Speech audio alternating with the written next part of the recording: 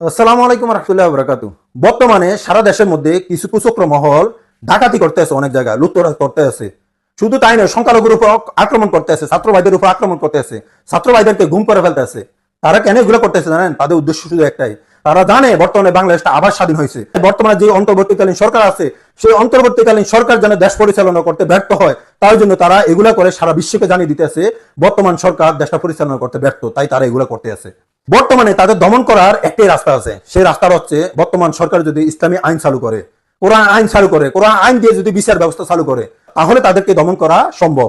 যারা এইসব অন্যায় কাজ করে তাদেরকে ধরে আইনের আওতায় যে যে অন্যায় কাজ করে খুব দ্রুত যদি তাদেরকে তাদের অন্যায় শাস্তি প্রদান করা হয়, শুধু তাই নয়, কোরআনে আইন দিয়ে যদি জনগণের সামনে তাদের শাস্তি প্রদান করা হয়, আল্লাহর কসম দ্বিতীয়বার অন্যায় করতে হাজারবার চিন্তা করবে। শুধু তাই নয়, সারা বাংলাদেশ থেকে এইসব অন্যায় কাজ বন্ধ হয়ে যাবে।